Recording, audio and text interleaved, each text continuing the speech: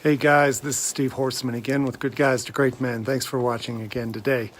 I want to tell you a short story to help you understand what it means when we talk about being the man you're meant to be or being the man that you want to be.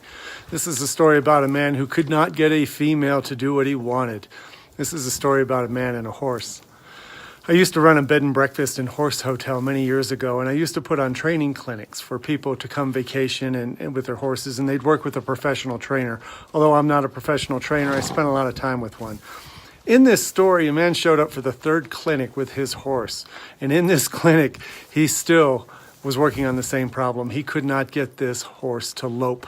That's the Western word for canter. It's the beat after the trot. It's ba-da-doom, ba-da-doom, ba-da-doom. That's a lope. He could not get the horse to lope. He said, I've had this horse since she was a baby.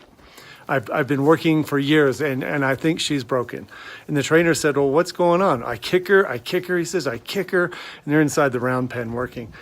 And he told the trainer, I kick her, and then I kiss at her, and I feed her, and she just will not go. I'm pretty sure she's broken. I think she's hurt. She's got something wrong with her. And the trainer said, can I get on her? And he said, sure, but you won't have any luck because she can't lope. You're probably already guessing how this story goes. The trainer puts a foot in the stirrup, throws a leg over the saddle, and gets on the horse, and he just starts walking her around.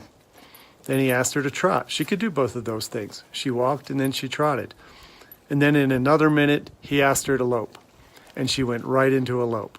And the owner was standing there going, what the hell? What did he do? What happened? I've been working with this horse forever, and I cannot get her to lope. And the trainer would get her to lope and trot and walk, and back from a walk to a trot to a lope. And finally he got off her and walked over to the owner, and the guy said, what did you do? I've been trying this for years. What did you do?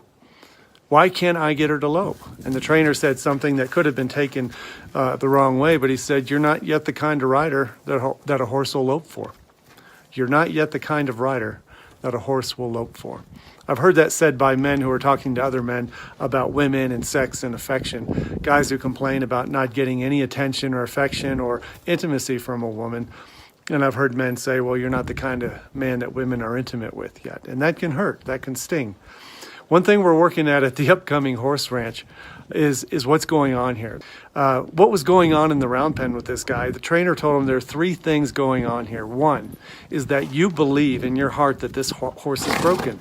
You've already given it the reputation that it can't lope, that it's hurt, and that it's broken. And the horse knows it. Think about that. The horse believes that you think it's broken. It knows that you think there's something wrong with it. It could feel it in every fiber of your being. The second thing the horse knows is that you're intimidated by her. You're afraid of her.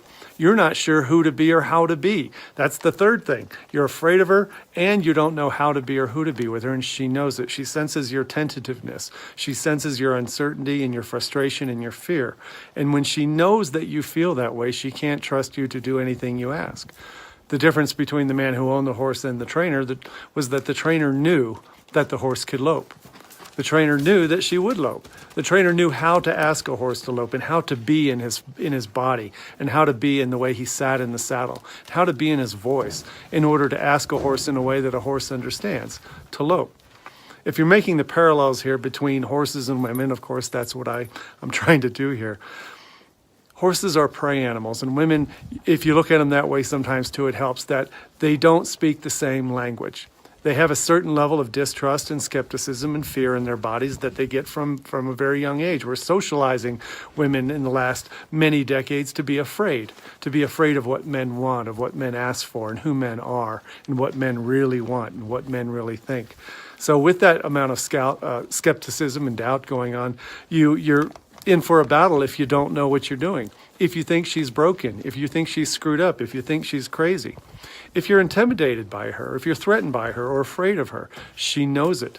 If you don't know who to be or how to be, you're going to be always frustrated because you're going to be trying things that don't work.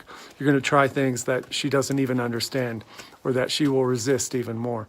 So at the Horse Ranch Retreat coming up in Loveland, Colorado, that's one of the many things we're talking about. We're talking about how to be with a horse in a way that is confident. You know what it can do. And you know who you want to be, and you know that you're not afraid. So you can feel what that kind of confidence feels like. We're going to be working on 3 other questions too. The questions are, who are you really? What do you believe? What do you stand for? What do you really want in this life? What do you want to create? And where are you going? how are you going to get there? When you learn to communicate with a horse in a confident, non-threatening way and ask for it the way it wants to be asked, you can start to feel in your body that confidence. That confidence that you know who you are and you know how to ask for things that doesn't scare her off. Hope that makes sense. Take care. We'll talk to you later. Bye-bye.